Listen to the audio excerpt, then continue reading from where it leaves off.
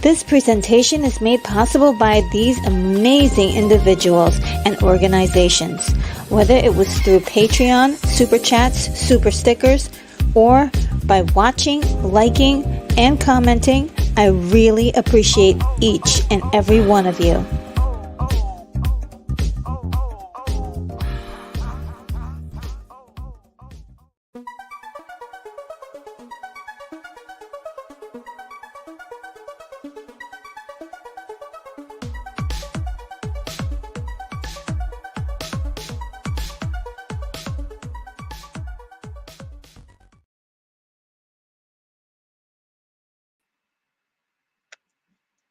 Hello, guys. Good morning. Welcome to the morning show, which we will be discussing The Mandalorian, the season finale, episode 8, and we'll also be talking a little bit about what's in the news right now. So I am hoping you guys are having a wonderful morning. I am here with my cup of Joe, and my cup of Joe has the channel on there. We're trying to get a good glimpse of it. My new cup that I just got this week, last week, and I'm really just having a good time this morning. Let's see who is in the chat today. We have a little, oh, let me change my glasses so I can see better. I think these are the better glasses.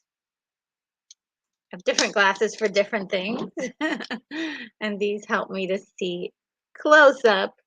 All right, so Little Poet Boy is here. Hello. Is says that he's watching episode 7 now. Okay, yes, and this one is for episode 8, so that's the next one. Um, and also says it's so far pretty amazing, and I'm getting more and more pissed as the episode progresses. That's a wild combination. It's pretty amazing, and you're getting more pissed. Well, you've got to tell me more about that experience. All right, and Lord Todd is here. Says, "Morning, everyone." Hi, Lord Todd. Great to see you here this morning. And we have Unicorn Rampant Studio. How are you today? Says, good morning, everyone. Back to nice weather after not so nice weather. After really great weather, yes, it affects our sinuses. Yes, it does. So right now, well, it's a little gloomy outside. It's 37. It does, the chill isn't as bad as it was, but it got up to like almost like close to 60. It was like 55. Um and it was pretty nice the last couple of days, but there was like a little chill in the air as well. Wind chills, they just, they really make a big difference. But yeah, the sinuses are crazy, and I should expect a couple of attacks this morning. And Lord Todd says is saying good morning to Unicorn, and Unicorn is waving. And Hungry Jerk is here, says, hey, I'm back. I thought I was banned due to bad behavior. Well, that may happen on occasion if you say the wrong words or things like that. But um, I did look into it and I couldn't find anything, and you weren't blocked, obviously, but you're doing okay. I think sometimes what happens is that maybe you may say a word and it kicks you out for the stream, but the next stream you'll be fine. I don't think anyone has the ability to block you except for me, and I haven't I haven't experienced any reason to do so. You're pretty awesome in my book, so you're cool. And Hungry Jerk says, thanks, RNG. Absolutely not an issue. You're amazing. Um, and I don't think you have to worry about anything. And Hungry Jerk says, yes, yeah, I wasn't sure of the circumstances either. I'm not sure what exactly happened. But Country Jerk says actually it was probably a glitch on my phone. I hope that is I mean, I don't hope it's the case, but I also hope it's that simple. So I hope it won't happen again. Um, and Unicorn Rampant. Oh, and also know that you're totally cool with me no matter what happens. I mean, you're totally fine with me. So if anything happens again, definitely, let me know. I will look into it, but shouldn't be it shouldn't be an issue um, on my part. Usually when people get on, my nerves or I don't like them, it's pretty direct. I'm not too shy to let anybody know that how I really feel. Yeah, I'm really nice though, but I try to be direct when I have to. So I've never had any issue with you. So yeah, I'm so glad you definitely didn't take it to heart and trusted me. So I appreciate that too. Unicorn Rampant Studio says, I generally only remove comments that we wouldn't want RNG's mother to hear. since she could be in the chat anytime. Yes, my mom could be in the chat. Also, I know that some children, some people allow their kids to watch the chat. We may get into grown-up territory, but we can always talk around that. And as long as we're creative with some of the things that we say, so that way, if any kids are listening, if any parents are have their kids watch it, or in earshot, they won't be alarmed.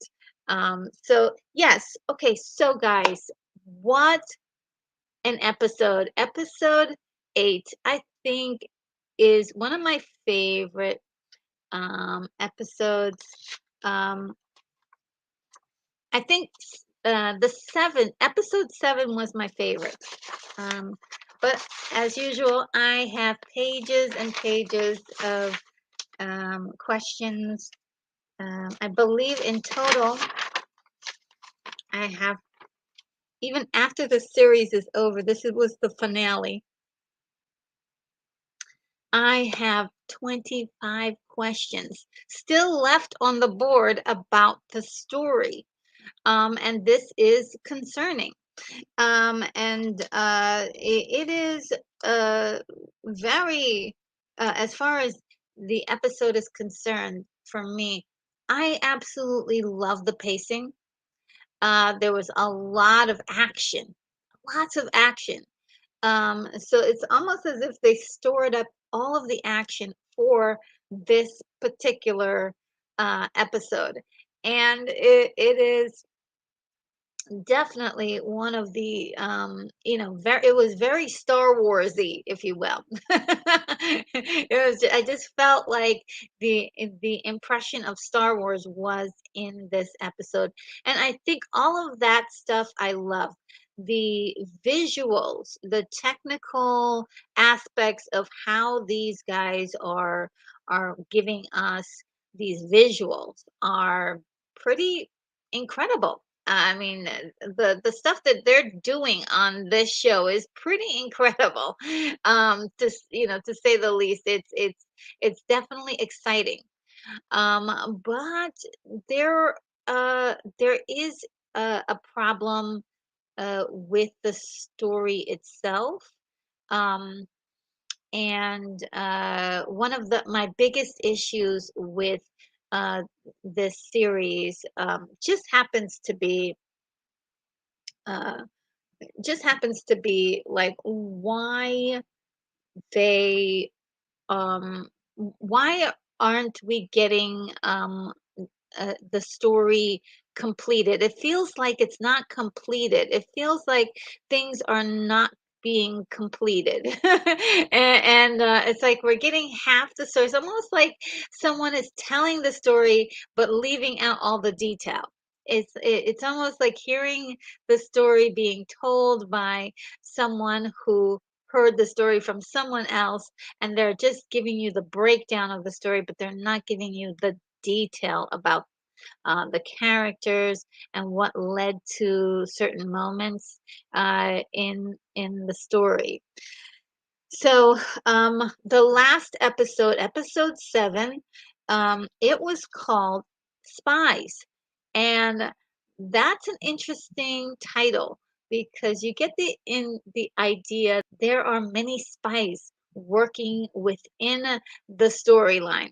And I thought that was brilliant last week. I really did. I was like, yes, finally we're getting something to sink our teeth into and do a lot of speculating and imagine who could be who are the spies.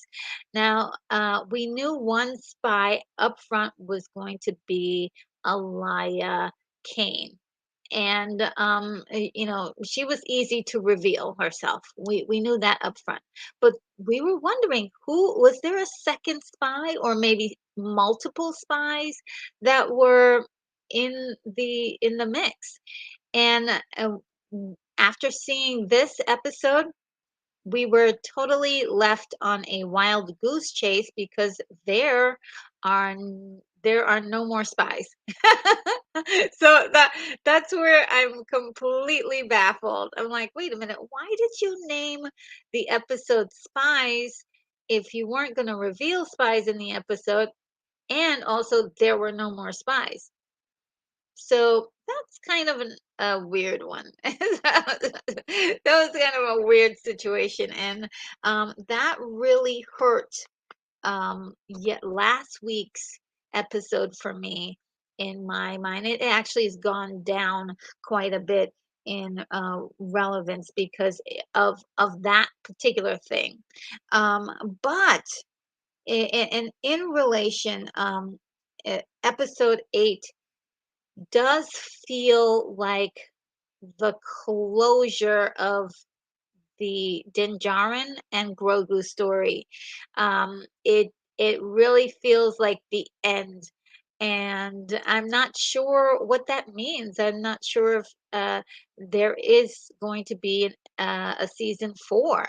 They said that the ratings went down quite a bit for The Mandalorian, and then I saw some other reports where the ratings are back up to where it's supposed to be. And it's just kind of weird because this season, after seeing episode 8, really had trouble finding its footing and and telling the story it needed to tell. So it is a shame that it had such trouble. I'm looking back on certain episodes where I'm pretty certain that they were completely unnecessary and a waste of time. And then there were moments when I thought there should have been more story, especially with the character of Din Djarin. He was very passive and almost uh, pushed to the side. A lot of people have said those very same words, but it wasn't just that he felt pushed to the side. Let's articulate that a little bit more. He never shared with us, his personal thoughts and his feelings during the episode, and that to me felt a little strange and unusual. We're following these characters, and yet we don't know what they're doing or planning, or what their relationship, like what the dynamics of their relationship is. He spent a lot of time with Bo-Katan, and I wanted to see more conversations between the two of them of how they saw the world so differently. How did Din Djarin feel about the world, and how did Bo-Katan feel about the world? And them coming together at the end really would be such a great payoff. And when I say coming together, as in coming together as a group, as a cohesive group with all of the other Mandalorians. And so it really is a hard pill to swallow when you look at the end of episode 8 and wonder, where was all of the story development of characters, and especially characters interacting with each other. And so the other piece to this too is, before I get into spoilers and things like that, um, I just wanted to say that I truly did have fun with this episode. It was great. Like I said, the action was fantastic. Um, it it didn't complete everything for me, but it felt like an ending, and it almost felt as if the showrunners or the creators were just saying goodbye to the character, and or erasing a lot of the things that had happened at the end of season 2, and reverted back to the beginning of the story where it was just Din and Grogu. So there is a lot going on uh, in the episode, but it's didn't really it's not satisfying for a lot of people. Um, However, I have to say myself personally, I'm kind of glad that this whole thing with the Mandalorians and all that stuff is settled because if they're going to move on with Din and Grogu, fine, or just move on to something else altogether, fine. As long as we got, it's kind of nice to know that Din and Grogu are together and they're, um, you know, there is sort of a closure to this chapter of their lives, so to speak. All right, so I'm going to get into deep spoilers now. Let me see who's in the chat. Looks like we have a couple more people. Um, and let's see. We have Facing here. It says, "Howdy, good people. Hello, Facing." Um, And Sean Ennis is here to say hi. Says, just drop by to say hello, all. I'll watch later once I've had a chance to watch the episode. Happy Wednesday, everyone. Oh, happy Wednesday to you as well. And yes, we'll see you later after you watch the episode. Um, I'm gonna just like look at my notes really quick and go down through everything. So let me just get to put some banners up, letting everyone know what we're talking about. Um, so, oh, what am I doing? uh, Banners, and then um, I wonder if this. Yeah, oh yeah, right. Spoilers so that way everybody knows it's spoiler time. All right, so spoilers. All right. So, after the last episode, we were speculating on so many people being, spies. That it could be the ground crew of people, of Mandalorians that we discovered. That it could be the armorer. The armorer was the big suspicious one, right? Armorer's totally cool. She's absolutely fine. not, not a which is would have been a really cool thing if she was the bad guy, not the bad guy. Um, oh, Axe Woves was one big contender, and he is totally cool. In fact, this episode we finally get to see what's so great about Axe Woves in the eyes of the other Mandalorians. He is a take charge kind of guy, walks into the room and definitely commands the presence. And I was really impressed by him. I was like, Axe Woves, okay, please, more of that guy. So yeah, I just enjoyed uh, uh, that character finally after all this time. I finally got to enjoy him. We have, I forgot her name, but there's a character being played by Sasha Banks. I forgot the name of her character. Um, and let's see, what do we got here? We've got uh, little poet boy is here. Okay, I'm here. I haven't watched it yet, but I can't wait. Um, and says, let me ask you, have you and Lorena reviewed episode 7 together? I haven't seen that stream up. It's not a stream, but I think it's a video that is on her channel. And we did go through with a fine-tooth comb that episode. And even though I enjoyed it, we were pretty we were pretty brutal with our the way we kind of disassemble that episode because there was a lot of things that were cool about it and really interesting, and then there were a lot of things that were that struck us as strange and unusual, and so we really went for it, um, and Unicorn Rampant Studios says, I don't like any Star Wars since the first time I saw an Ewok. If you don't count the 40 minutes of lightsaber battles in Phantom Menace, that is amazing. Yeah, the Ewoks, I saw them. I was 14 years old when I saw them. And was it, or maybe even 13? Was it 13 or 14? And it was fun when I was 14 because they were teddy bears, basically. But as I got older, um, they were okay and they're cute, but they also kind of prove that Lucas was definitely trying to appeal to children and thought that Star Wars was for children and was trying to market to them.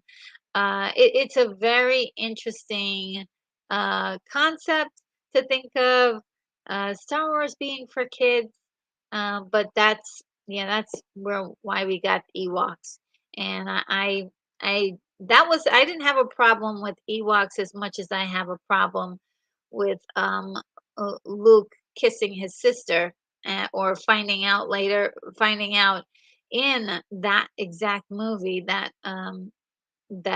his sister he had a sister and he's been kissing her the whole time. And it's like, my gosh, what are we doing here? But yeah, I've been there. I've been where you are, Unicorn Rampant Studio. Not, at one point, I just swore off everything Star Wars until the Obi-Wan show came along, and I was like, you know what? Okay, I'll watch. I love watching the reviews of people talk about these things, though. For years, I've always kept up with with the critiques, and loved it. Loved all the critiques. For me, it was just as good as seeing the thing. At least kept me aware of what was going on, and listen. I listen for the balanced approach. Oh, that's so sweet. Thank you. And we were 13. Oh yeah, okay, yeah, 13. Uh, it's who were kids. Hungry Jake says, met a few little people that played Ewoks. Oh wow! In Return of the Jedi, yeah. Oh wow! And little poet boy says, when you put it when you put it that way, ew. Sorry. It was just something that really annoyed me, and it destroyed the continuity of all of the stuff that we had before, and I was not pleased by that. We had this amazing movie, uh, uh, E- E- Empire Strikes Back, that was, incredible, dark. It was growing with the kids that saw the first movie. And so it's like, oh, so we're getting to a progression where we're growing with the content. This is great. And then we reverted back to, being, 7 years old again with like teddy bears. And so, yeah, it was a tough one. But like I said, I don't mind them as much as I mind the story problem. Um, and Unicorn Rampant Studio says, also Luke not finishing his training is just unacceptable.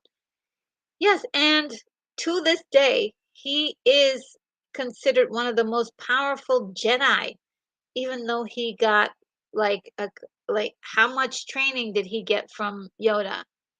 And uh, you know that that's I don't want to get ranting. I don't want to start ranting on this, but it's really uh, kind of a big deal. He should have look. He should. There should have been a time where they said, "Hey, he spent like 5 years with Yoda." Okay, and it's like, oh.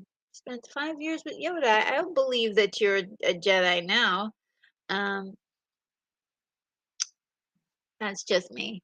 I've learned to accept it and to move on. Little Poetry Boy says, I'm predominantly a Star Trek fanboy, seen all things Star Trek. I'm okay of Star Wars, seen the six originals and then Mando show. That's it. The only thing Star Wars I want to see is Rogue One. Yes, Rogue One is really good.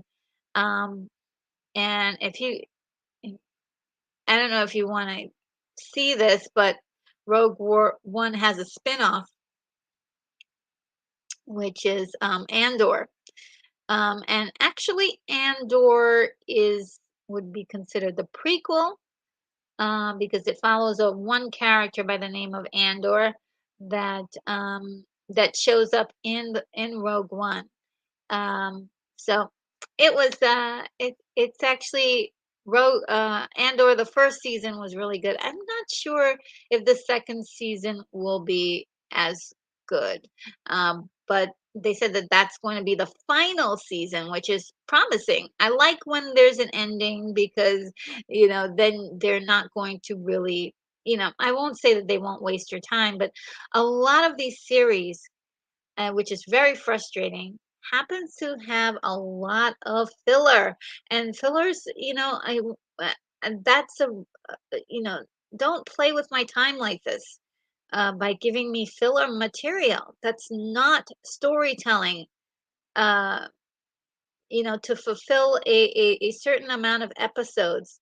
That's one of the reasons why a lot of people are infuriated with this season of Mandalorian. There's a lot of filler, and this last episode revealed how much filler there really was. And yeah, and Facing says, rant away, LOL. I'm so sorry. Yes, I don't mean to be um, negative Nancy, but it's just one of those things that really never made sense. But I've learned to forgive and move on. And also, Return of the Jedi had so many really amazing moments in it that we can, like I said, I can look away for a moment when the weird stuff happens.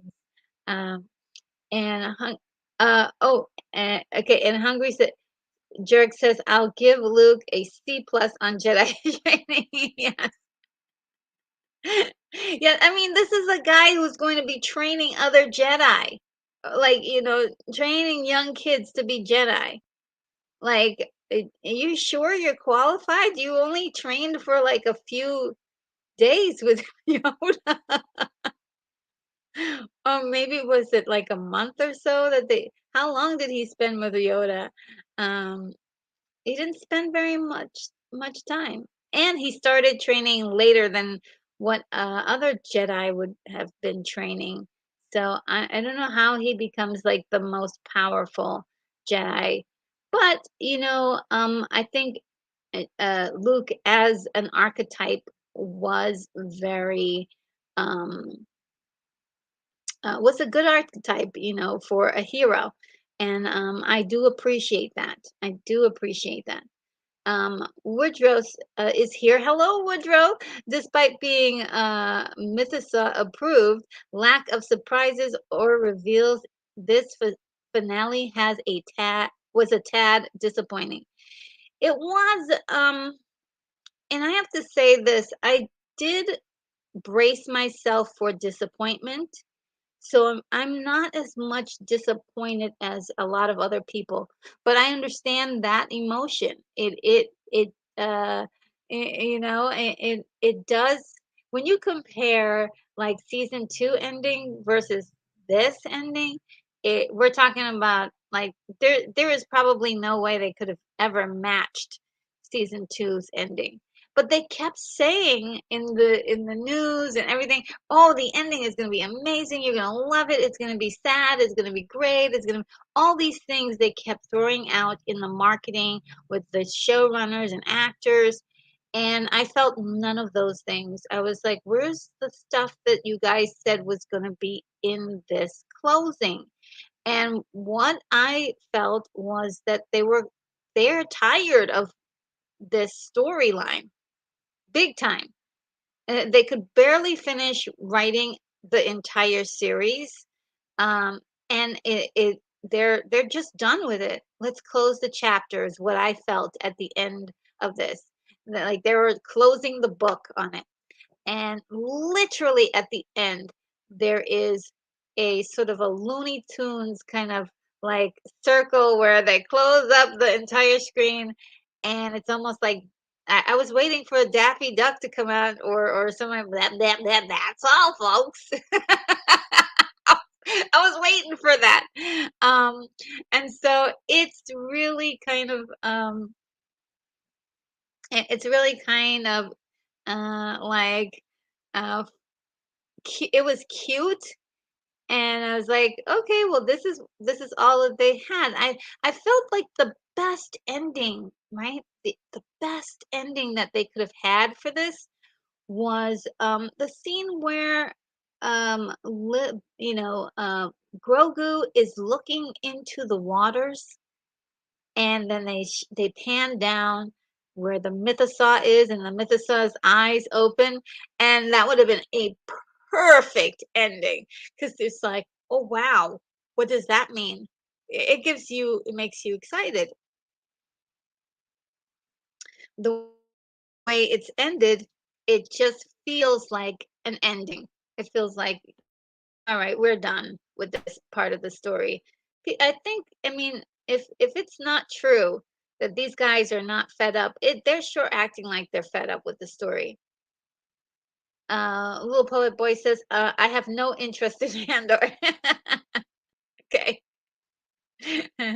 uh, Unicorn Rampant Studio says, "Oh yeah, Rogue One was very good. Yeah, Rogue One was really good. I enjoyed it. I did have a problem with the Ursa character. I I didn't understand her, like why she was part of like I don't understand why she was there. But you needed like a character to move things along. But I I just I had a few issues with Rogue One, but on the most part, it was very entertaining, very Star Wars. It was like someone extended, the ending was amazing. Was pretty amazing. So uh, if you're gonna watch Rogue One, the ending is uh, definitely good. Little poet boy, don't want to watch dead man acting. Dead man acting. Oh, because you know that the character's gone. Oh, okay.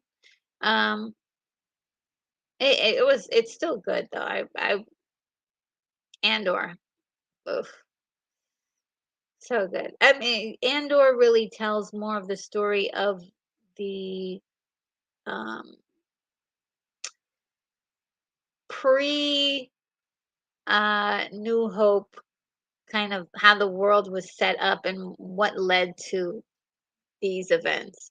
And I think that is that's the fascinating part of that. If you want to know about the empire, how people were like faring with that, it's more of that kind of thing.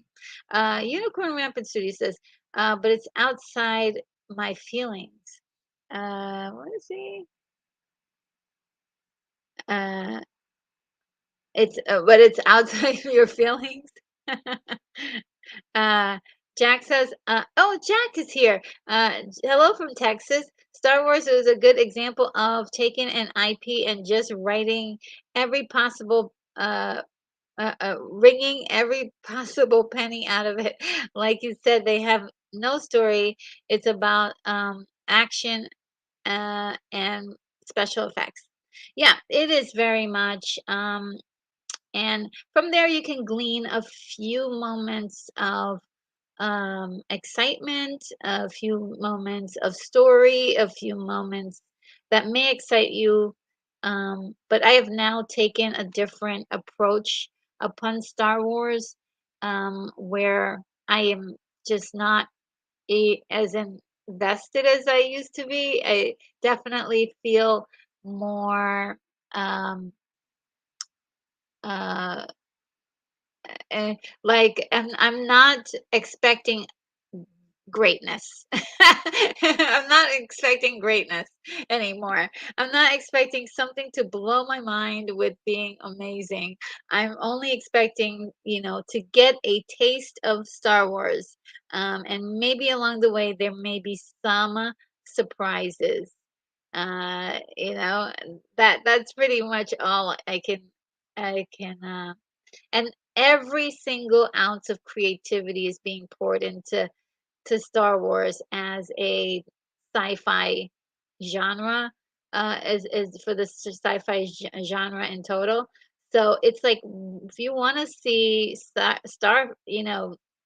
sci-fi, Star Trek, Star Wars, everybody, everything else is really being kind of sucked up into oblivion. You don't really get to see all those other franchises. So, and Integrity 101 is here. Hello. Back in the late 90s with shows like The Sopranos really took TV to a new level. Unfortunately, over time, I've come to realize many of these shows with 10 episodes per season are 75% filler. Yep, and that's exactly what we got in this season. It was a lot of filler, a lot of filler. Um, and Facing says, so much for filler in this. There's so much filler in this season, and as an amateur editor, I'm cutting all of that fat away before I rewatch it. First episode to fall um, is the whole Pershing side quest. Yeah, that's insignificant to the story. Absolutely insignificant. Um, and that's one of the stories that's insignificant.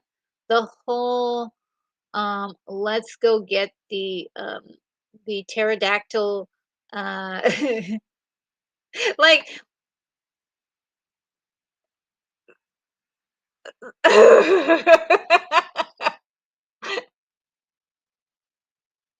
chasing after the pterodactyl birds to get the little younglings. uh where were the young we saw them what in episode 3 or 4, and we never saw them again. Episode 4. Uh, Dr. Pershing was episode 3. So episode 3 and 4, both fillers. Yeah. And Lil Boy says, I'm in Texas too. Hail to fellow Texan. Okay.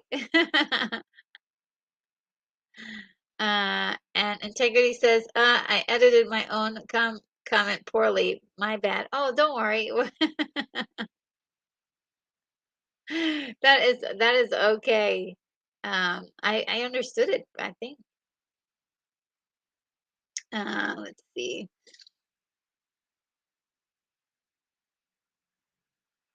Oh, okay. You had more that you needed to say. Okay. And you just gotta go to work. I'll catch the replay. Thanks, RNG. Yes, yes, absolutely. Yeah, have a good one at work. Have a good day. Enjoy your Wednesday. It's the week is almost over. It's a hump day. And Little Poet Boy says, it rubs me the wrong way to watch a prequel show movie where you already know that main character dies. I just don't dig that type of storytelling. I can understand that. Uh, Jack says, when The Force Awakens came out, I didn't give a hoot over who played which character, but halfway through, I concluded that it was a rework of A New Hope, and it didn't. It did not get better. Yeah, it was a Force Awakens. I have yet to really talk about that, and that's because There was some problems. I had a lot of problems with it. I think I had about a good 11 questions after The Force Awakens.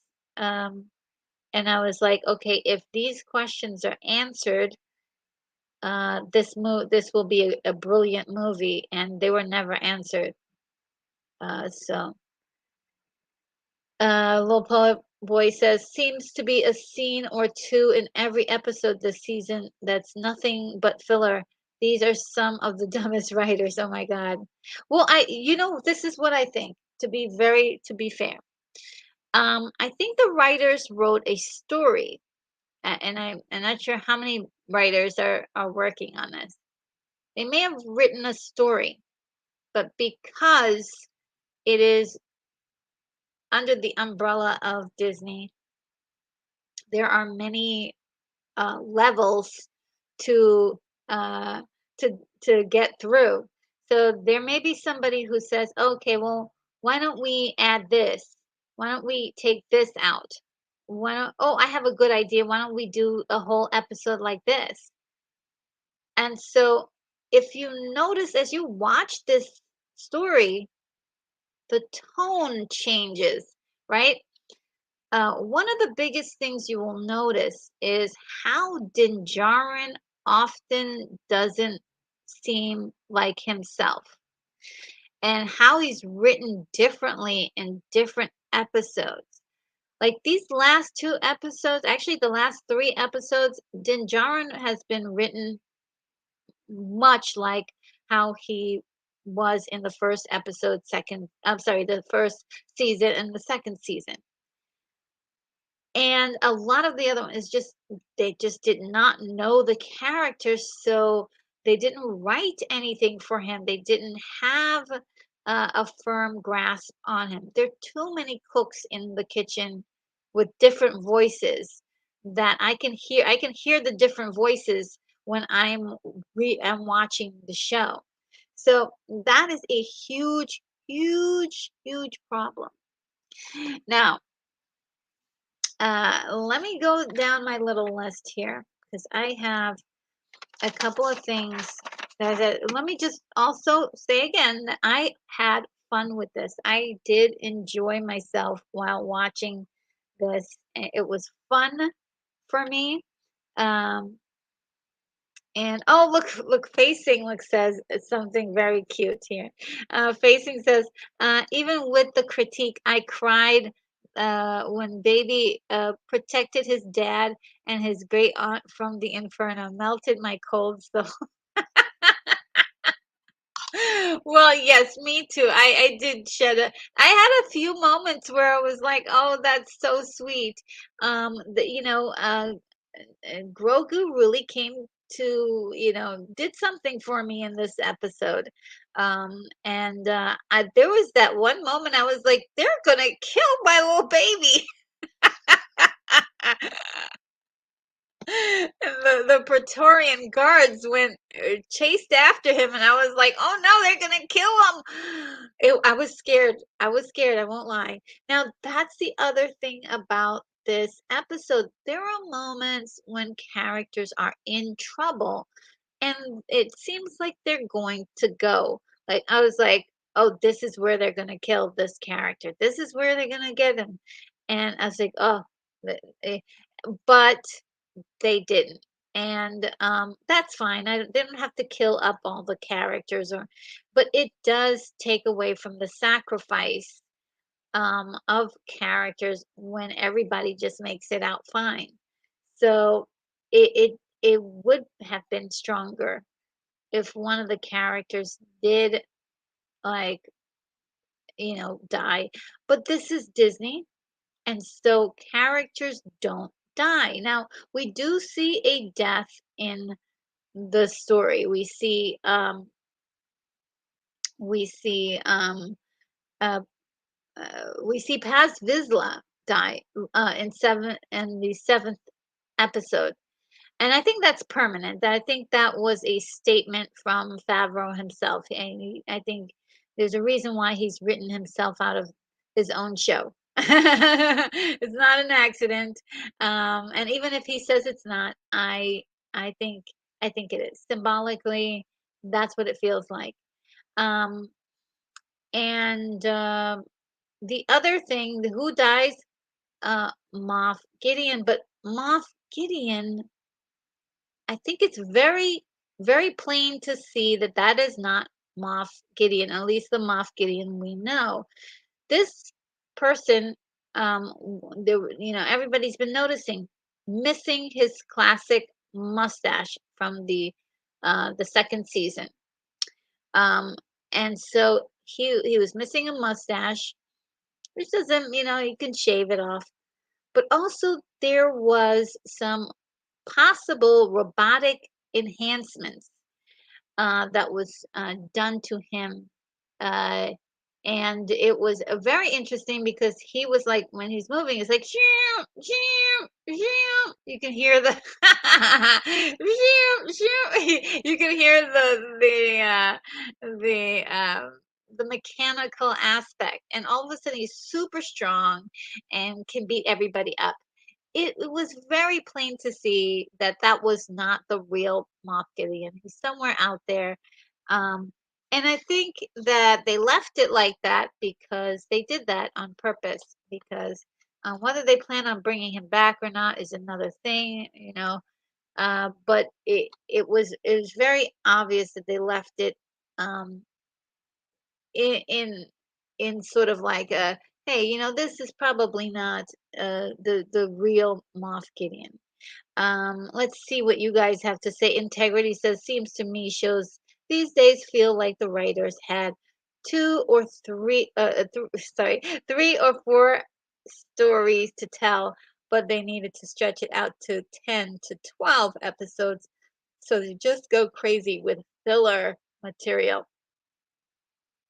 I agree. I agree 100%. This is easily 4 episodes at most, a mini series, and they were too proud to say that it wasn't. Now, I myself could have written this season and filled it out because, and I'm not a great, I'm just me. Uh, Perhaps there's a writer in me that you don't know about, but I will tell you that I have the capacity to look at this story and see that there is more that could be told within the lines of what is already there. Um, and much of it is just character development and a lot of moments to explain how miraculous things happen because there are a lot of things that happen in the story that just happen, but they're not explained. And I'll get to some of that in later. And that's been a big problem for a lot of people who are watching this. They're trying to take this seriously and they can't because it is full of moments where it's like, well, wait a minute, how did that happen again? Those questions can easily be answered by just giving it a little bit of time and I don't know who was in charge of editing, but the editing had moments of brilliance and also moments of failure. And there are there's both there. There is both there. I'm definitely so maybe there were multiple people editing this thing. So let's see. A little poet boy says, I think we'll get a resolution of the fish face Romeo and Juliet romance we were treated to. That was just fascinatingly epic. And I know that you're kidding when you say that. I don't think so. That was just in there. Um, I believe that the Romeo, it was a rogue prince that had been mentioned, I believe, in sorry, in season one. But that's about as strong of the story continuity as we're probably going to get right now. If there is more to tell in another season, possibly season 4, that's great. But I mean, I think it makes I don't like that. I don't like drops for other seasons, other shows in the show that I have right now, and we still have many, many looming questions about things that are going on. So that is a problem. To include that and not have any answers, they're not really a part of the story. They don't really connect directly to the theme at hand. And Integrity 101 says this is why I'm searching out fan edits of shows like Breaking Bad and The Sopranos, where fans edit the entire season down to 2 or 3 hour movie. All killer, no filler. Yeah, that would be great. I can definitely see this happening with this season. The Obi-Wan Kenobi show that was edited down by, they called it the Pattison edit. I forgot the first name of the person who edited, but it was his name last name was Pattison. Really made an incredible version movie basically of Obi-Wan that was very, very good. And a little poetry boy says Integrity 101. That's really awesome. I didn't know that was a thing. I've been wanting to watch both of those shows. Yeah. I wouldn't mind if, if it was just what, 2 hours of my life, no problem. Instead of having to watch an entire season, I'll take that. Unicorn Rampant Studio, thank you so much. Uh, $5 for the sound effects. Well, I should do some more. Thank you so much. Let me see if I can get um, a cool um, one. Let's try this one. It's a shorter one, but I'll do this one. Uh,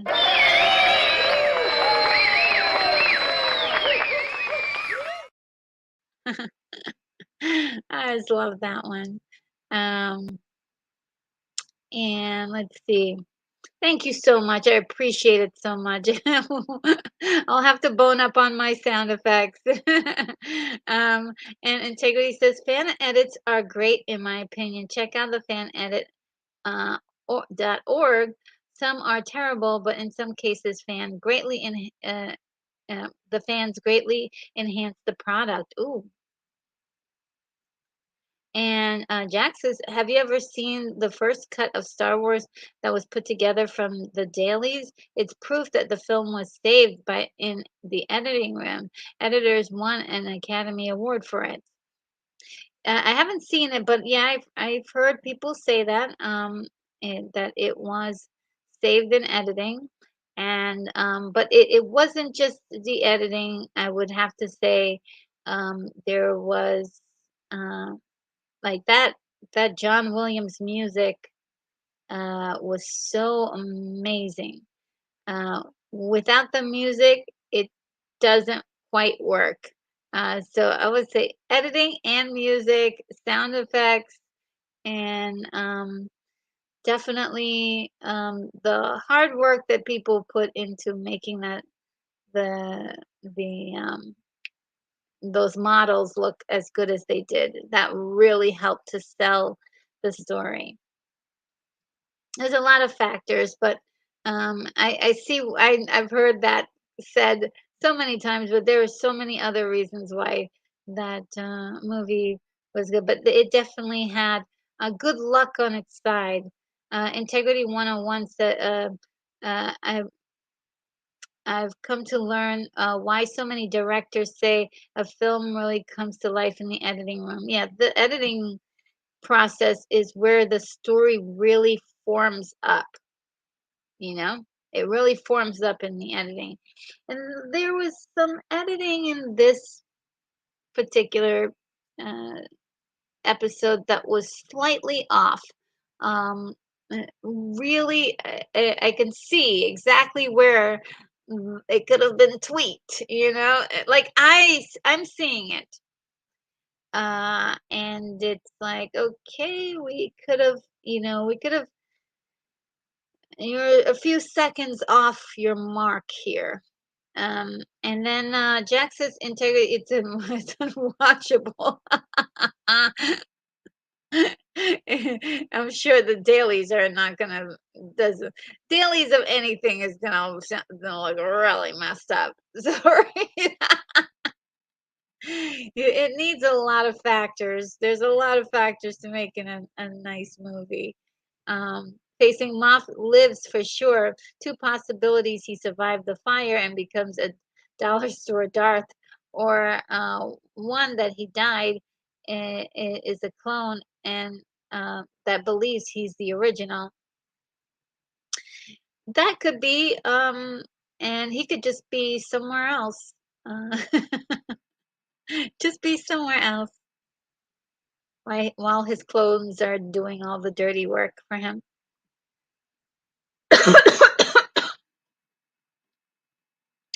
Facing says introduce a doubles when stories introduce a doubles later on, will ask you who is the original. Um, Stories introduced as doubles later on, it will ask you who's the original.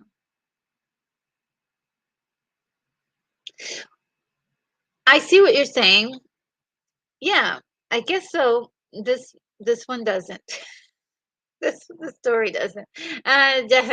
Um, Stallone said it was terrible at first. He didn't even want it to be released. The film came to life in the editing room after they cut 60 minutes of First Blood. Yeah, it, it just that's part of it, you know. That's part of it. There's a huge piece of it. Unicorn Rampant City says, "Woohoo! LOL, nice and quick." And Monkey Jeeves is here. Hello, Monkey Jeeves. So glad to have you with us. And movie madness entertainment. Morning retro nerd girl and viewers like the finale, but no surprises or cameos. Could actually be a series finale. I agree. I mean, it feels like the end, right? It does feel like the end.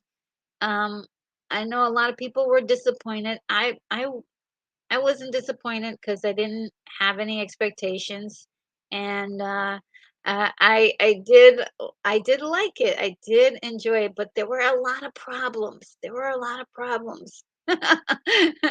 And Danny Staten is here. Greetings from South Carolina, and greetings from Project Genesis.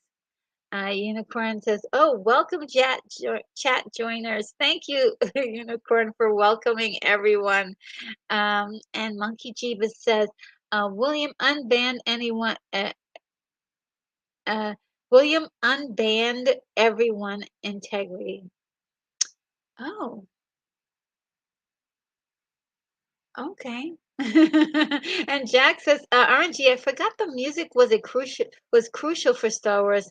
I still have the album. Yeah, it really was. Like it just the John Williams, like the way he just makes you feel something so deep inside for moments where it's like it could just be like, oh yeah, that's just a moment of Luke looking out into the, you know, whatever. It's like it just oh, it's awesome. Integrity 101 says, skip off topic RNG. Honestly, I was very disappointed with how. Uh, oh, you want me to skip it? Thank you. Okay. Sorry about that. I didn't read. Okay.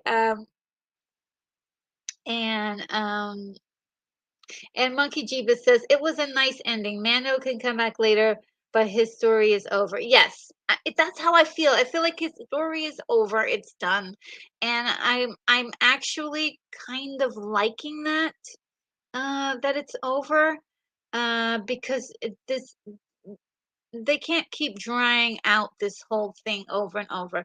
An episode like episode 3 and 4 was the worst of it, and episode 5 like episode 6 episode 6 was also pretty bad as far as stretching this thing out.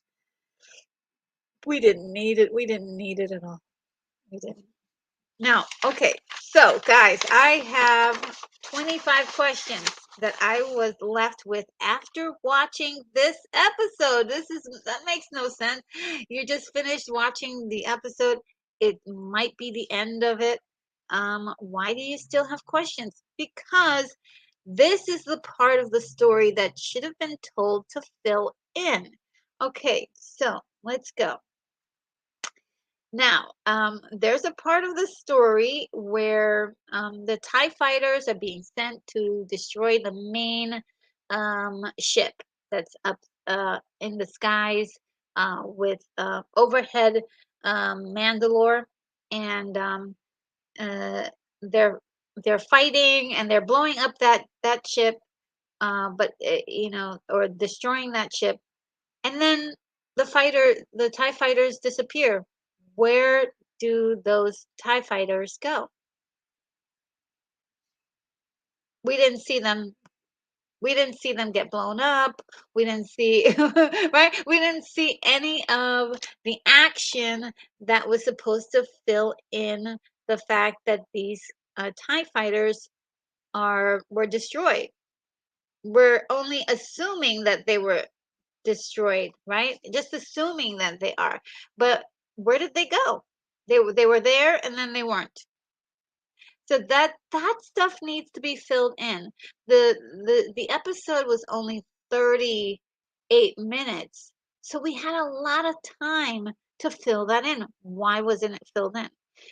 My other question, question number two, why did they call the episode in seven, episode, why did they call episode seven spies, right? The spies, when there were actually one spy in the in the whole story, and that was just Elia Kane. Now, my other question is, what is Elia Kane doing now that Gideon is gone? Like, where does her story end up? It's just hanging in the balance. It's like an incomplete story arc. There's nothing for that character. It's like she's just there. Uh, uh, Dr. Pershing, what happened to him really? Like, what happened to him after uh, his mind got wiped? Where did he go? It doesn't matter, or does it? What happened to the rest of Grogu's flashback? Where did he go before he met up with Din Djarin? And why did it matter to show us any of that at all?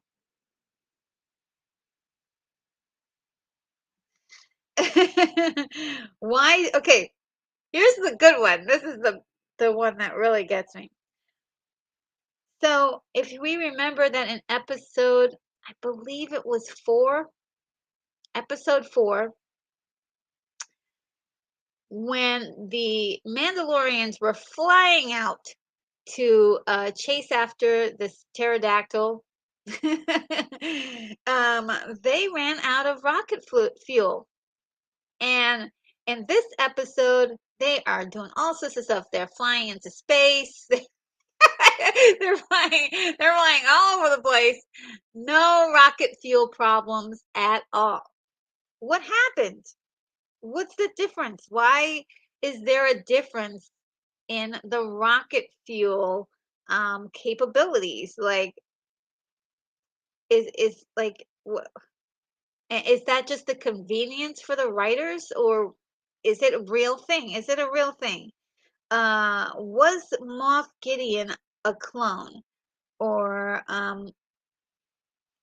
and why was he so super powered now? That should have been answered at least here, or acknowledged. Like, wow, you were never this strong.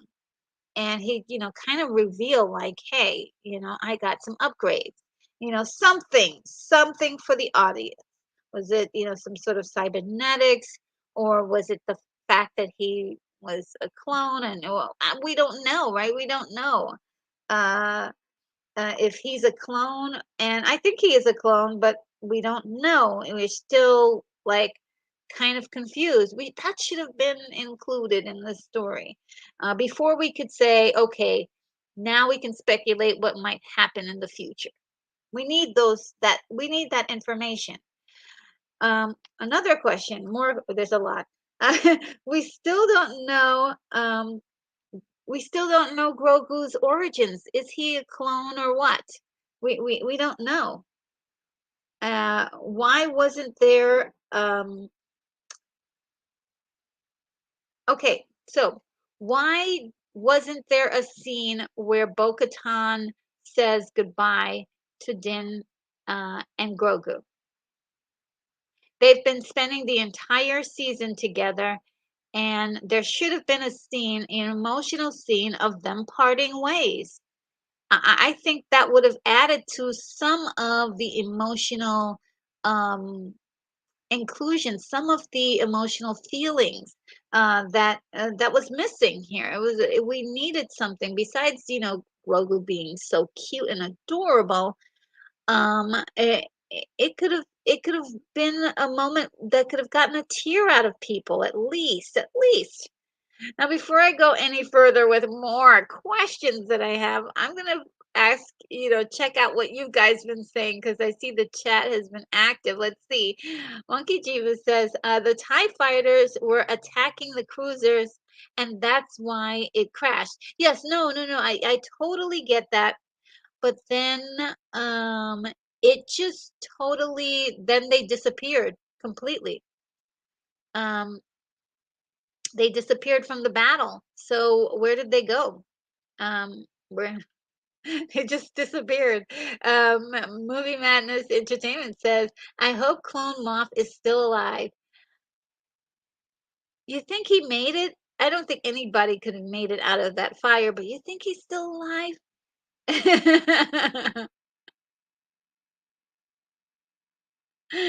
And my cool dog says, "Bark, bark, like grr." Um, and Monkey Jeeves says spies was used badly. I agree. I think it meant them sneaking into Gideon's base, but they didn't know that they were sneaking into his base.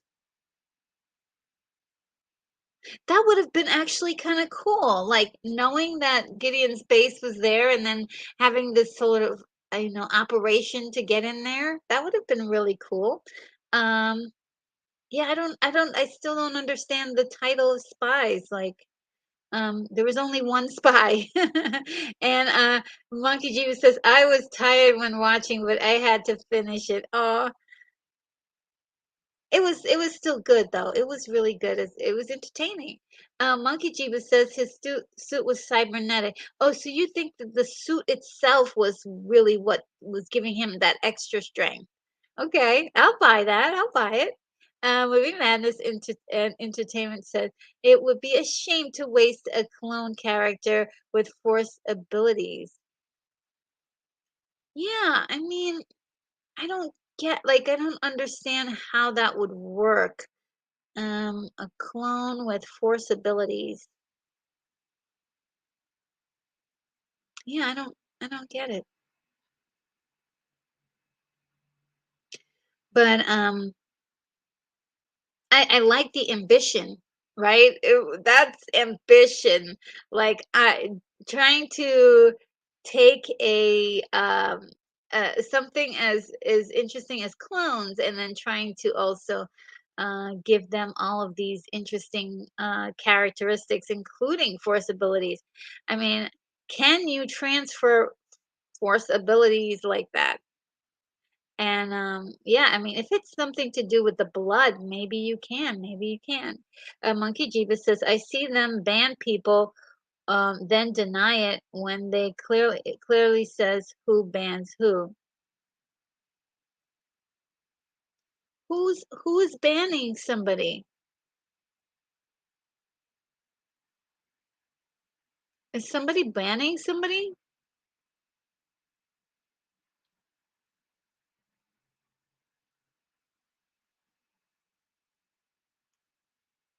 Oh, I need to be filled in. Sorry. I hope everything is cool in the chat. Jack says, I have to roll. See you for Buckaroo Banzai. Yes, Buckaroo Banzai this Saturday. So yes, well, I will see you then, Jack. Thank you for joining me today for this little chit chat. And my movie Madness and Entertainment says, I was just saying hi to Monkey and Integrity. And should have cameoed Star Killer. Oh, Star Killer Base. I didn't even think about that. Yeah, I didn't even think about that. And El Necron says, "What a finale! Total action. Gideon is not dead, right? He's not dead, right? He's he's still walking around. I think that was a clone of him. And I don't think I think he's still alive. Um,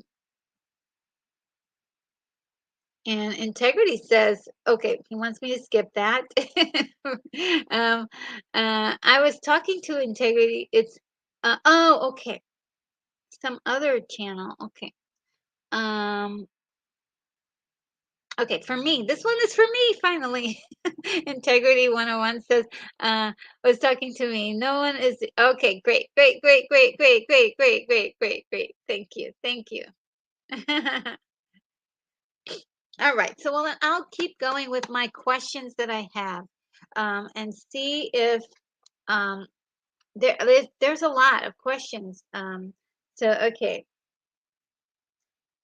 yeah, I think that moment, a moment with Bo-Katan saying goodbye to Din Djarin and Grogu would have been, oh, Din Grogu now, would have been very emotional and would have really given the fans a little something of, this relationship between them, whether it's friendship or not. Just give us a throw us a bone here and let us not keep like wondering how these characters feel about each other. And let's see, okay, who adopted Ragnar? Was he adopted, or did somebody decide to look after that kid, Ragnar Vizsla, since they so brutally murdered Paz Vizsla last episode? Um, Also, did Bo know? Oh, how did Bo know that Grogu was in trouble when she came in to save um, Din Djarin from uh, Moff Gideon and finally face off with him? And I really feel this is a moment where the editing was off by like a few seconds. That if they had just arranged it just at the right time, it would have worked. Um, and because they waited so long, it was so hard to even like see that she saw what was going on, or even cared, to be honest. So it was very wonky, that moment, and I think in editing that could have been fixed. Why were all of the episodes so short and the story still feels like it was half told? We got a lot of filler stuff that we didn't need, but a lot of information that we could have had was not in the story. Also, how did all of a sudden in the middle of the battle, how did R5 get there? How, like, how? Like R5, like how did he get there? How did he get to be in the middle of the battle? All of a sudden he's there. Um it's just kind of weird to me. Uh just a weird little setup there. All right. Did okay, so We left episode, I believe it was episode 6 or 7. Episode 6. Carson Teva finds out that Moff Gideon had been rescued or is not in custody anymore. Did he do anything at all? I mean, that's like kind of like, wait a minute, what was this character? He's supposed to be one of the good guys. Did he do anything? See, it would have been really cool if he had a side adventure where he was doing some other things, to find out more behind the scenes, maybe even nail down Elias, Elia Kane, and get her arrested and uncover a little bit of truth here. It would have been nice to see some, some new. Um, what did they call themselves? I really don't like them. It would have been so good to see some of the new, what do they call the new revolution or the uh, new republic? Sorry, I'm having a problem when I don't like stuff. Sometimes I don't remember it. They're so incompetent. It's ridiculous. It would have been so nice to see some of their ships show up and help out, you know. Um, and yeah, that's just a little something. Uh why did Gideon make a big deal about the dark saber only to destroy it? And he didn't even have to do that because he already had her hand and he had a weapon in the other one. So I was like, why did he do that? um and it was a little, maybe this is a little bit much, but I did wonder, how did Grogu find Din Djarin to save him? Did he do it with the Force, or was there something? I mean, maybe we didn't need that. We can imagine that, but it would have been kind of cool to see it if it was filmed. And also, didn't Bo notice that the baby that came along for this adventure was not following them, and that perhaps uh he was gone. He was like suddenly gone in the middle of a battle. um it was kind of strange that that she was like kind of looking after him, and then all of a sudden, like, no, she wasn't. So yeah, it was really weird. I thought that was kind of weird. It would have been cool if she said maybe, um, here's 2, 3 people. You guys find Din Djarin. We're gonna go this way, right? To sort of split up to make sure that it sounded like it was technically possible. Um, it's just kind of weird that the baby goes off on his own to find Din Djarin. Uh, and how are let's see what else.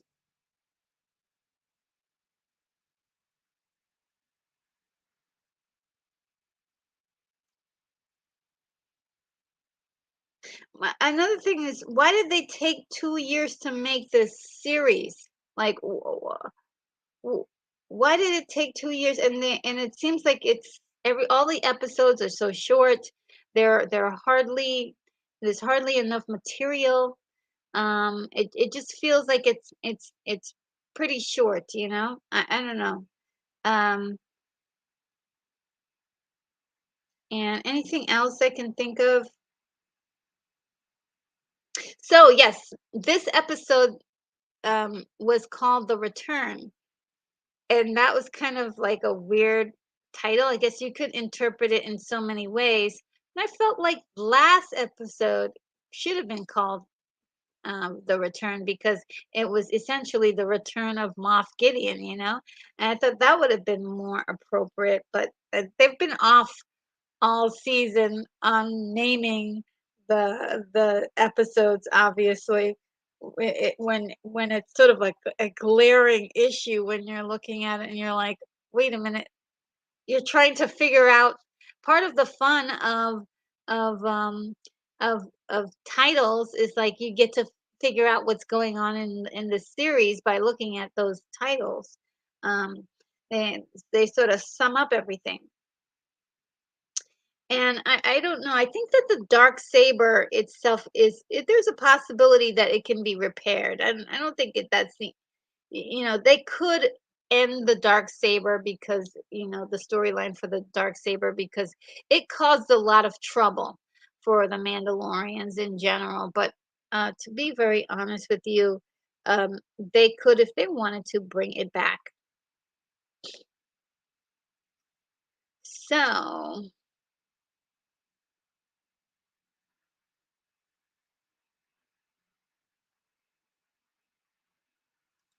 all right. So I guess you guys are having your own conversation in the chat there.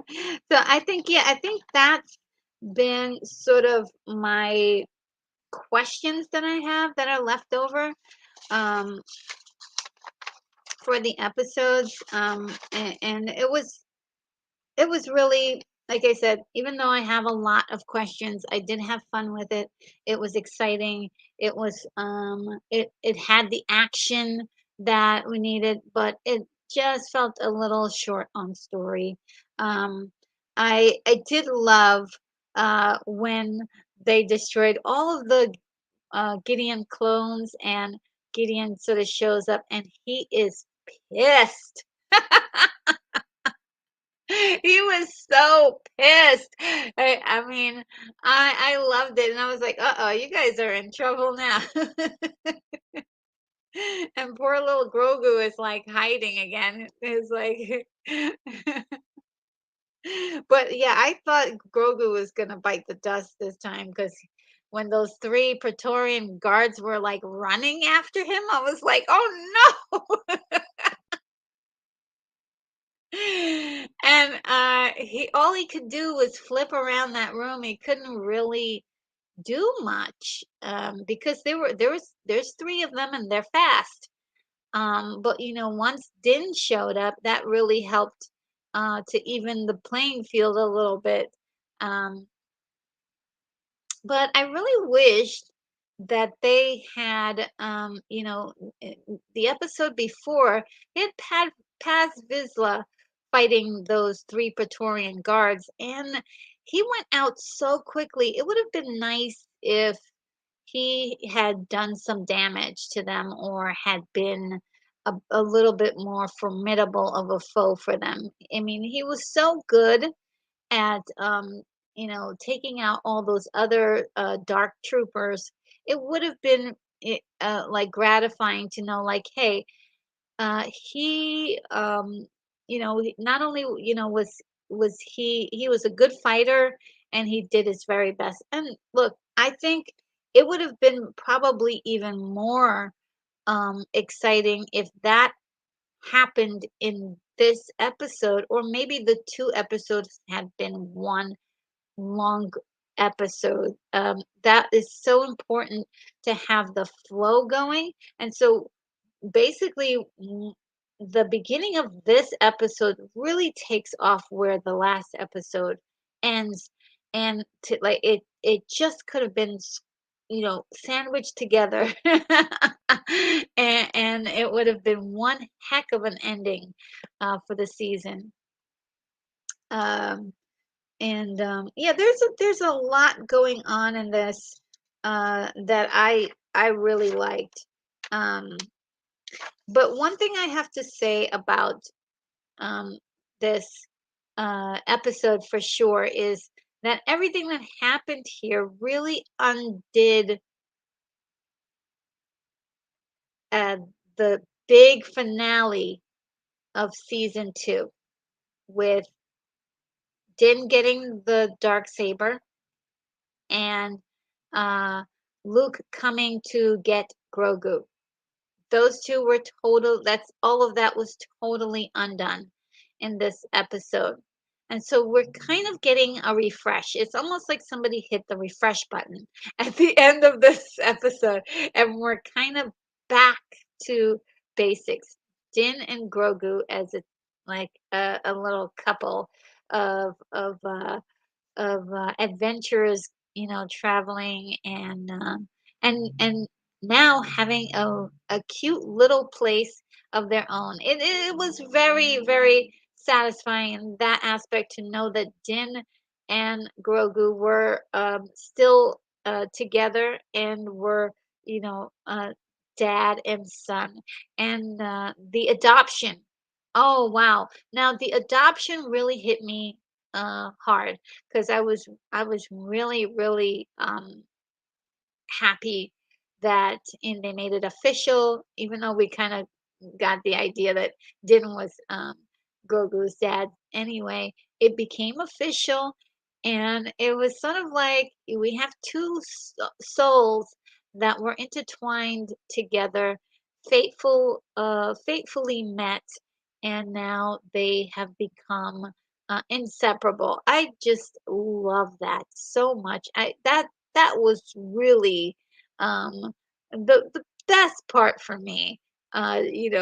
If we can take away all of the stuff that didn't work, that worked for me. And I'm not sure. They talked about a season four. I believe John Favreau said that he wrote the entire season four is already written already. I'm not sure if, like, based on the reaction of this season, they'll make any adjustments. Uh, because there were a lot of things in this season that people have been saying that they're just not happy with along the way, and it started with episode one. It started with episode one, and if we go back to that episode, there's quite a few things, if you can point it all out, that you know doesn't work and didn't matter. Like the pirates. None of the stuff with the pirates matter. None of it matters. And but I would say this: they made IG-11 matter, and that was something that was very interesting to me. There was such a focus on getting IG-11 back, and then it was dropped cold. And then we got like a little bit of like, okay, this is how they're bringing back IG-11 with this IG-12. Um, and then we got like a nice completion of that storyline. And I was like, okay, I can roll with this. This is actually good.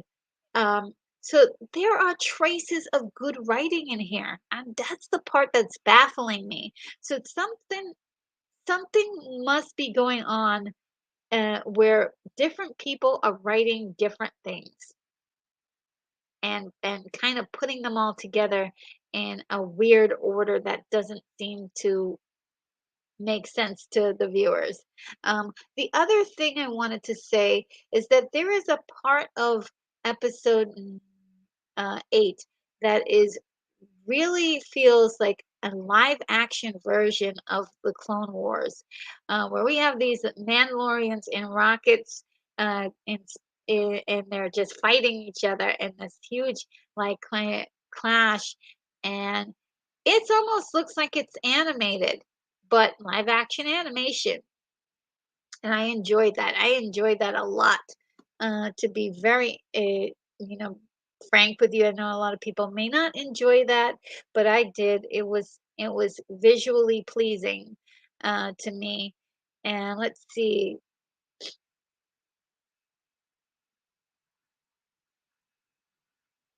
All right, we got something here. Monkey Jiba says the effects take a long time, especially if they need to have a lot of it for a TV show. Thanks. Thank you. That's why I said, yeah. I was like, why is it taking 2 years? That's why. That's right. Thank you for reminding me of the logistics there, the details. These things don't grow on trees. We have to create the VFX for these things. And Tom Junior Jackson is here. Hello, Tom Junior Jackson. How are you? Um, and Tom says, that's exactly what they did. They kind of did a soft reboot. Yeah, to get back to what the basics were for the show. Because they messed up after, to be honest, they messed up by bringing Luke into the storyline. It's too big. They can't tell that story. And if Grogu stays with Luke, that means he dies. He dies.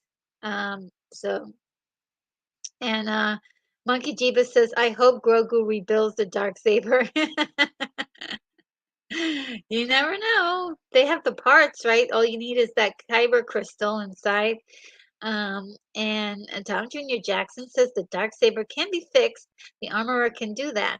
Season 4 is already written, and they will be filming later this year, I believe. That's what I heard too. So it's kind of interesting. I almost don't want a season 4.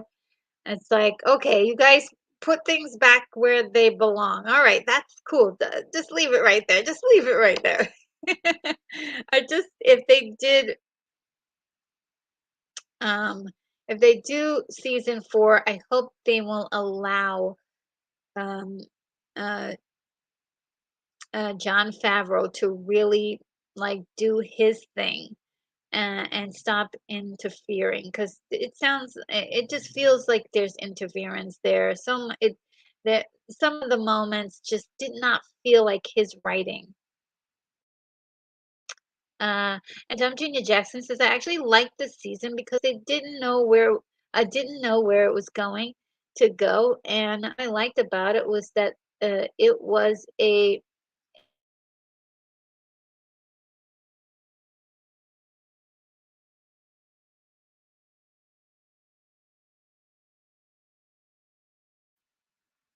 wow, what happened?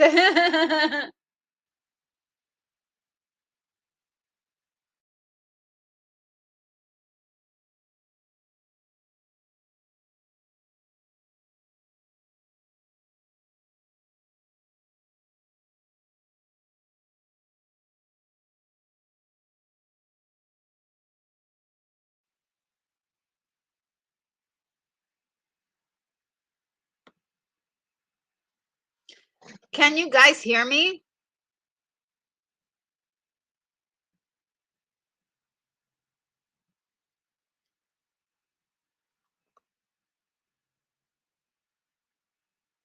Okay, well, you can hear me, but you can't see me. Okay, I don't know if it's gonna be back right now. Um, okay, great, I'm back. Okay, good, good, good, good.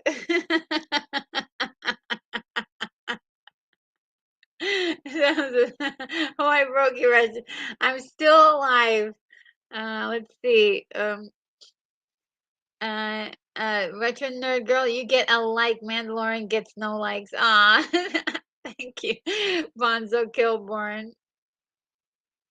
And Tom Junior Jackson says the fight scenes to me in episode 8 felt cinematic, and I love that. Yeah, they were good. They were good moments. I've seen it 3 times already. I really liked it and enjoyed it. I think if I was gonna recommend anyone see this, I would probably say the best episodes if you're short on time, episode 1 and 2 to set you up, but episodes 7 and 8, great. Um, those are the ones you really, really need to watch. That's where all the juice is. Um, but yeah, it I think for me, I enjoyed it a lot. Uh, Definitely enjoyed it a lot. And I know it seems weird for somebody to say I enjoyed a lot, but I have these problems with it, or these are some issues with it. But there, there def, there definitely was a great deal of fun to be had. If you, and you know what, it's like sort of like it gave a little bit of, it gave everybody a little bit of something different. Yeah, your political intrigue. One time you get your ridiculous scenarios in one scene. In one episode you get fighting the elements in another episode. I mean, there's so many ways that they decided to go with the season. But I really hope that they figure out what the magic was of the first season again, and part of the second season, and kind of go with that. And if not, just don't worry about it. Don't keep pushing it. I'm actually okay if this is the end, and they come back to it some other time once they've been able to kind of reassess what story they're trying to tell, and actually um like figure out how not to give us filler in the process, because this filler stuff is what's really bogging it all down. um and as a for somebody to look at this and say, okay, I'm looking at this detail and I think this is going to be a part of the story, but it's not part of the story. you know it kind of is integrity. We see you, don't pick your nose or anything. I won't. So yeah, I think a lot of people were also, here's something hilarious. A lot of people were disappointed that hardly anybody died. And so they were like, why didn't anybody die? There was a speculation that Din was going to die, that Bo-Katan was going to die, that Grogu was going to die. There was even some people who were saying, I hope they die. And I was like, wow, this is really brutal. But it's okay. I think it's all right if everybody, don't die. We have to remember, I think they're making this stuff for, I wouldn't say kids necessarily, but I want it to be family friendly-ish. So that's part of the reason why I think not everybody died. It's not Game of Thrones. Uh, but it would be compelling, right? But the thing about killing everybody off is that you've got to bring them back, because that's what Star Wars does, brings everybody back. Now, one thing that I think I've mentioned before, give me 1 second. I need to do something really quickly.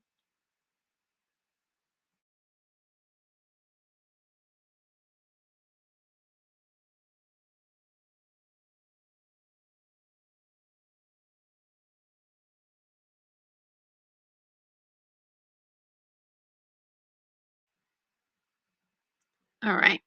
All right. So one thing I thought would have been really, really awesome in this story, and I've talked about it before, is if there was a little teeny tiny bit of a love story.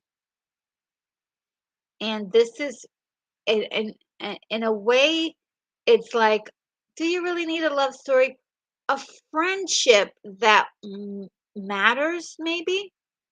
Um, like a bestie friends kind of situation. That to me was missing from this Bo-Katan Din Djarin. We were missing the clash of the Titans, if you will, like the clash of the two of them not really seeing the world in the same with the same ideals. We want to see that, like, I believe in this and you believe in this, and now we have to come together. Uh, that was missing, and then the struggle, to realize that they were a lot more alike than ever, and that they had the same goals. And then this whole story about uh, Bo-Katan and how she gave up, or how she lost the dark saber. That's something that Din Djarin and Bo-Katan should have shared privately, so we could get to know like more about why he likes her, why they work well together, and why they can work well together. So he can trust her more and more. And what I kept seeing in the story was they just hung around each other by the hip, but there was no reason why they kept hanging around each other. There's no reason. Like, I kept saying like, um, the armorer gives um, the armorer gives Bo-Katan a command, or a job to go get the other Mandalorians. And there's Din Djarin with her. Why? And Grogu is there too. Why? Why are they there together? We're just not getting, those answers that fit in between the story, that fill out um, the reasoning for a lot of things. And I think that would have made the story a little bit better. And so, like, having something like a love story, even though it's simple, it's possible. And it's also, it's something where, if I I we feel like, oh gosh, they could lose each other, right?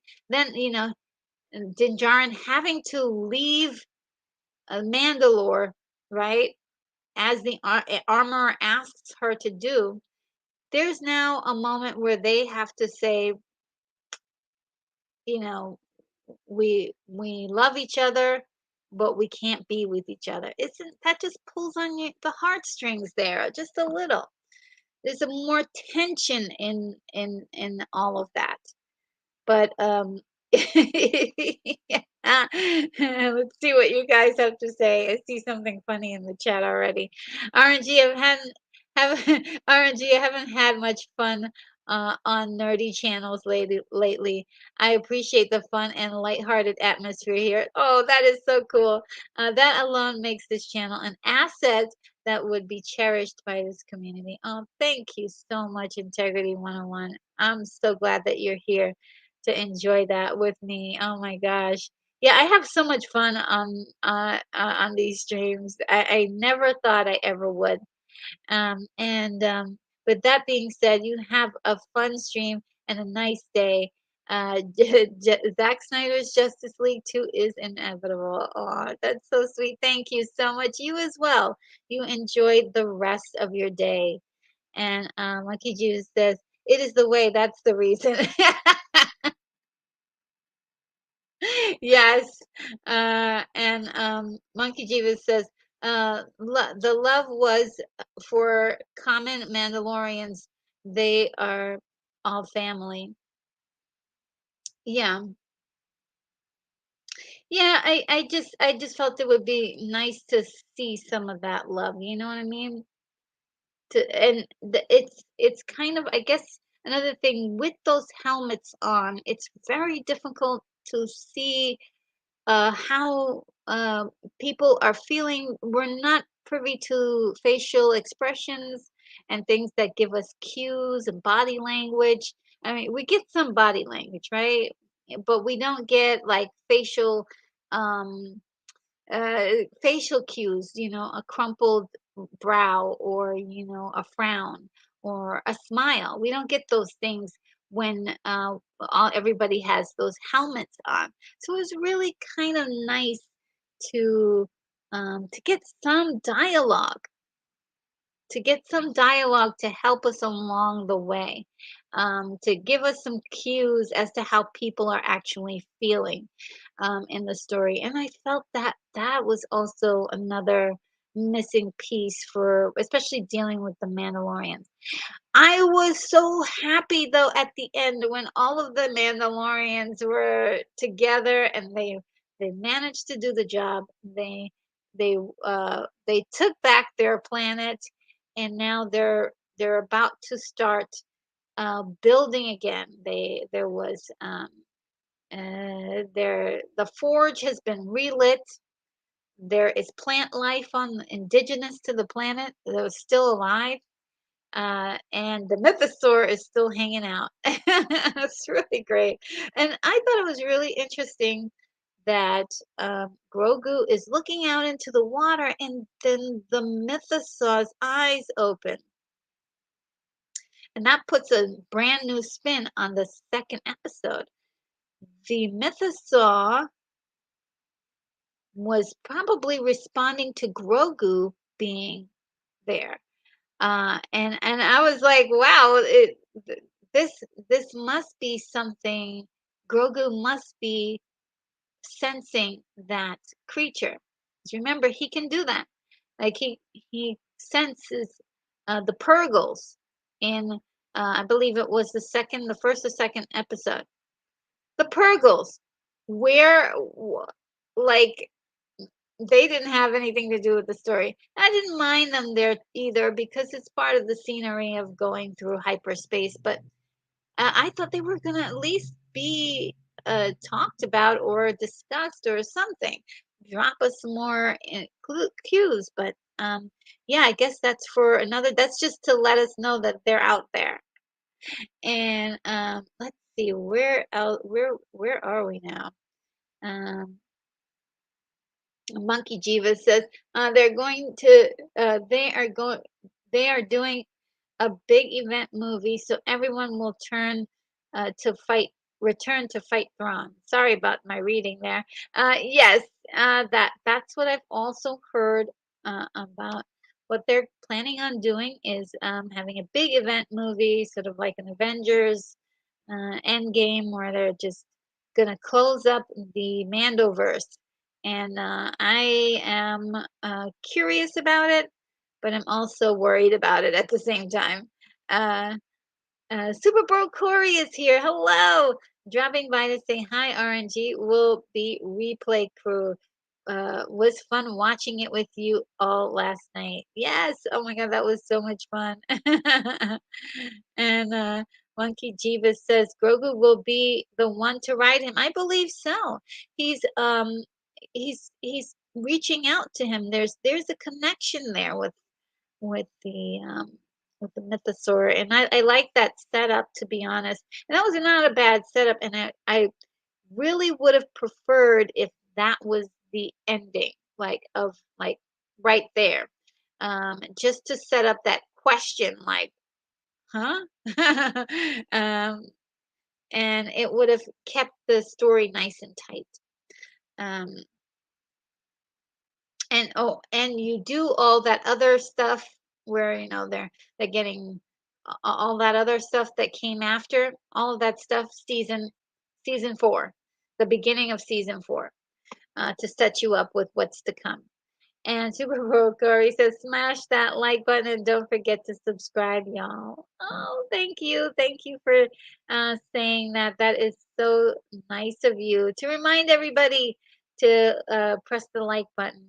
And I have to, just in case you haven't or thinking about it, those of you in the replay crew, hello. And here's a little something for you.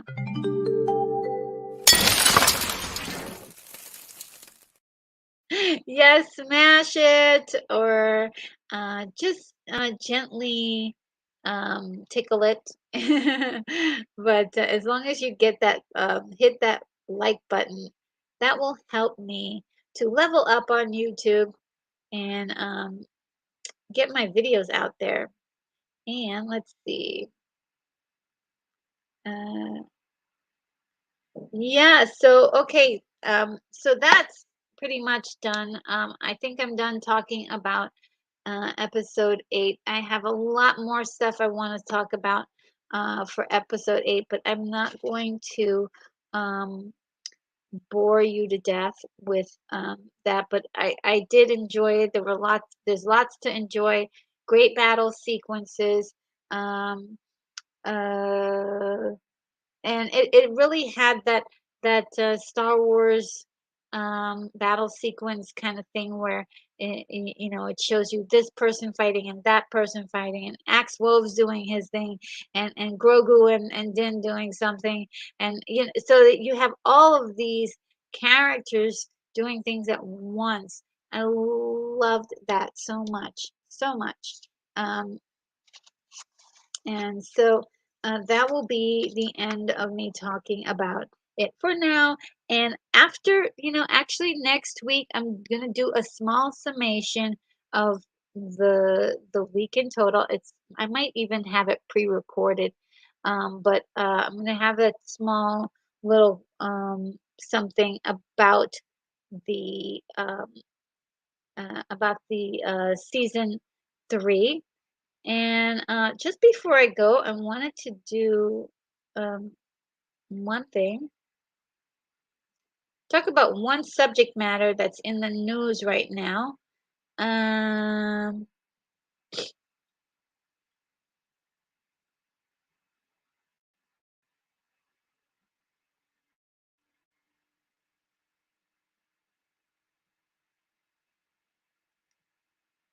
I'm going to share the screen with you guys.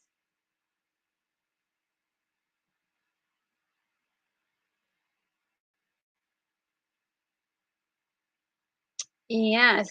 All right. So this one is Hollywood's wariness of Jonathan Majors grows. Actor no longer starring in the Man in My Basement movie and cut from Texas Rangers ad campaign. Now, this is a really tough subject matter because all of the evidence hasn't been released yet, whether or not Jonathan Majors, who was accused of um, domestic violence and arrested for that, whether he is truly guilty of that. Um, he says that he has evidence proving otherwise, but the police are just are not um, they think that that's not true, and they are also there must be something going on a little extra. So we're not sure what's happening.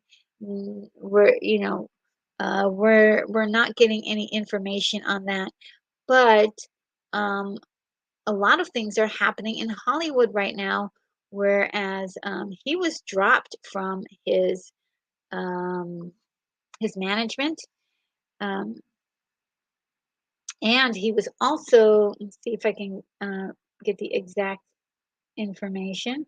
Exclusive: Jonathan Majors has been dropped from a slew of projects we hear on good authority, including Protagonist Pictures' feature adaptation of Walter Mosley's novel, The Man in My Basement, and an ad campaign for Texas Rangers, as well as an unannounced fifth season's Otis Redding biopic, which the Emmy-nominated actor was circling. Um, the latest on Majors comes in the wake of yesterday's news that his manager, Entertainment 360, and publicist, the lead company, have cut ties with the actor, who is facing domestic violence allegations in New York City after a March 25th incident involving a dispute with a 30-year-old woman. The unnamed victim was taken to the hospital with minor injuries to her head and neck, according to authorities at the time of the incident.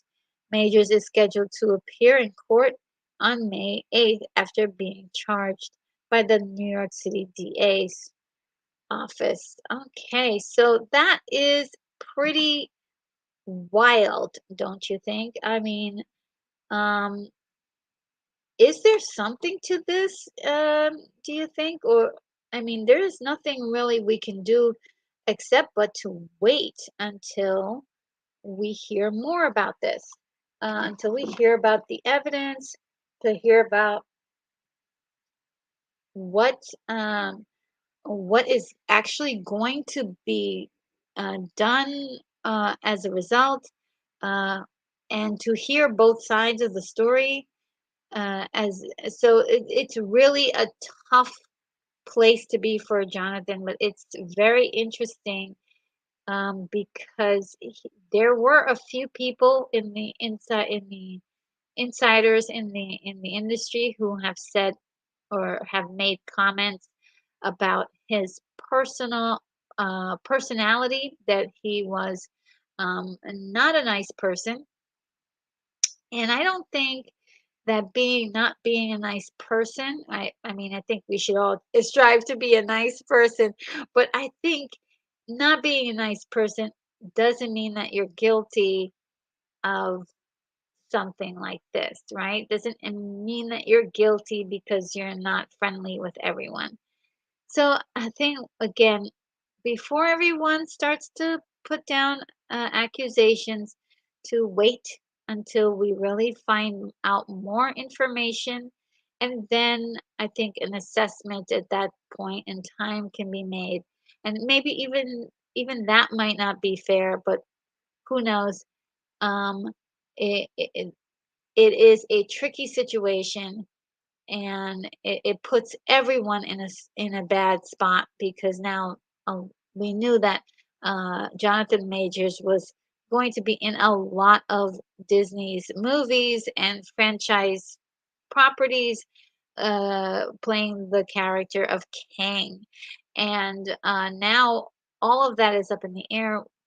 People have been talking about recasting. People have been talking that there may be some contingency plan, but nothing has been revealed as of yet, because I think it's we don't want to jump to any conclusions yet. I don't think anybody does want to jump into any conclusions yet, and it is definitely a big shakeup in Hollywood right now. What is going to be done? But with everyone working around him, starting to drop him like this, it really makes me wonder if he will walk away with this with a career at all. Um, and it's pretty powerful what's happening right now to his career. Yeah, I don't know. What do you guys say? I don't see any comments just yet, but yeah, it is a wild thing that's happening right now.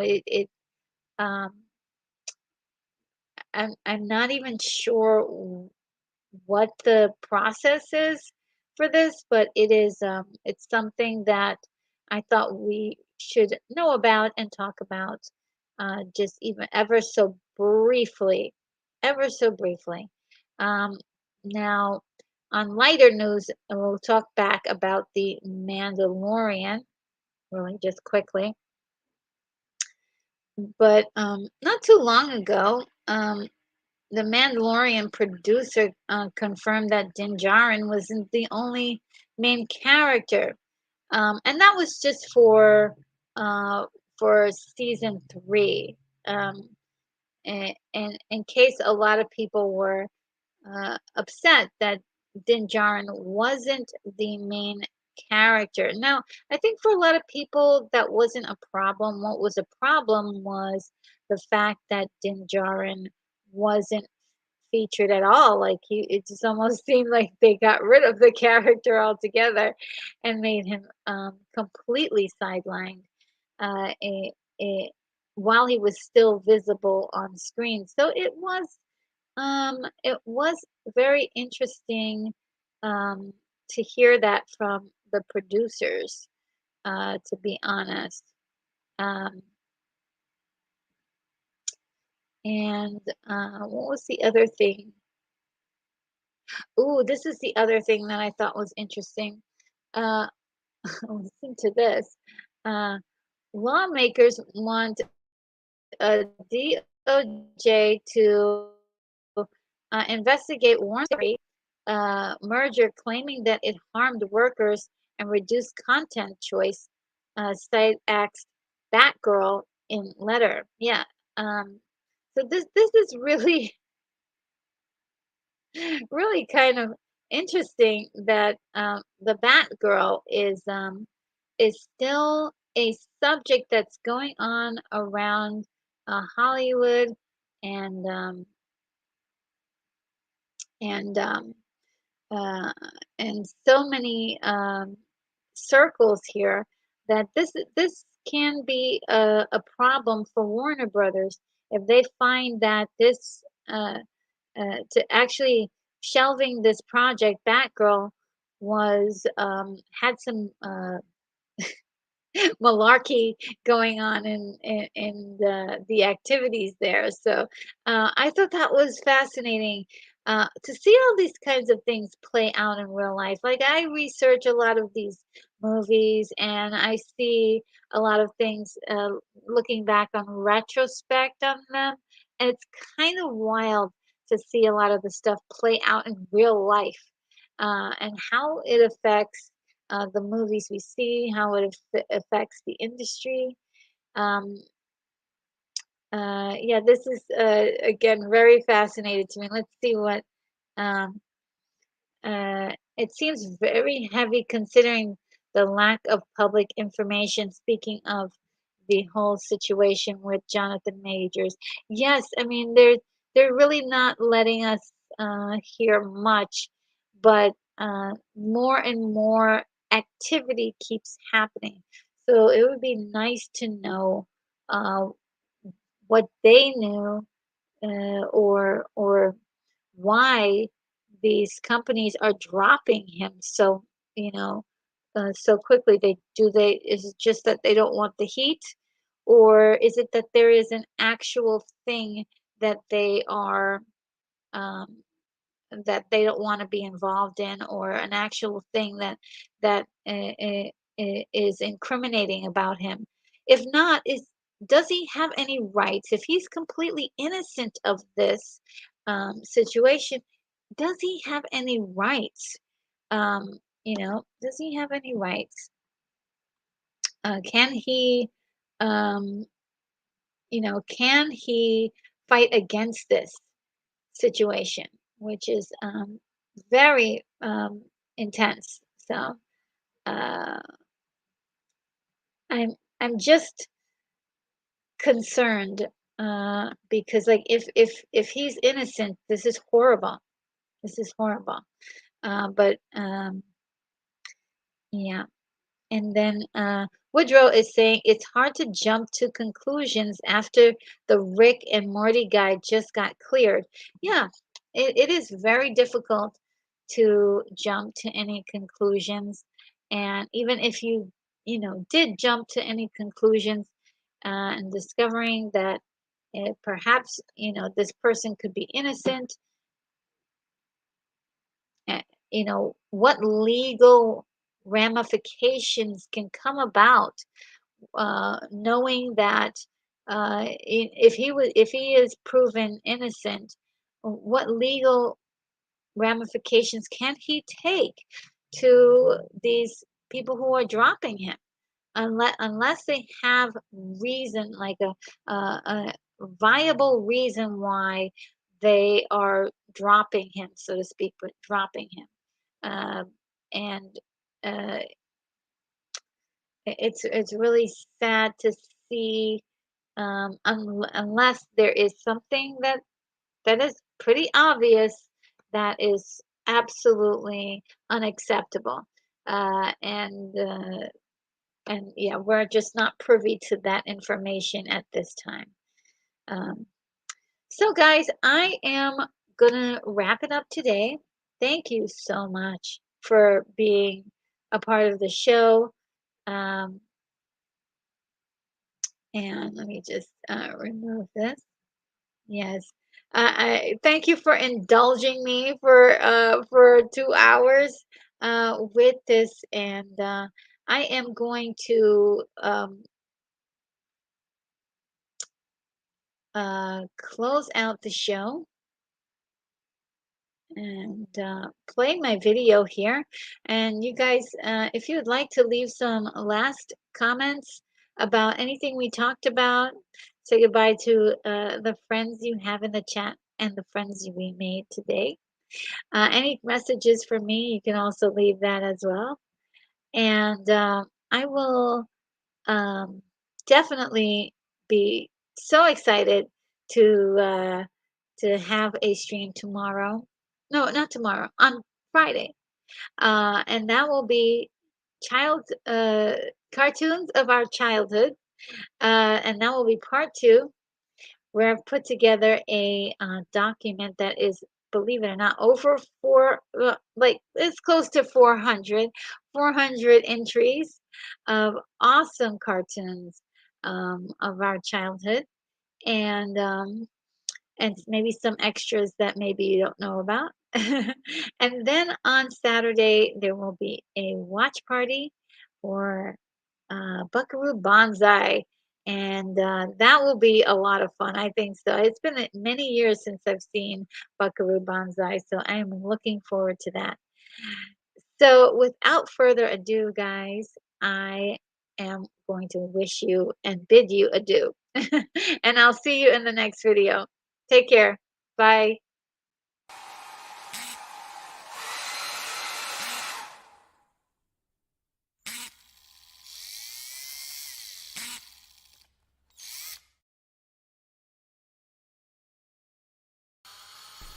Retro Nerd Girl, you are clear for takeoff.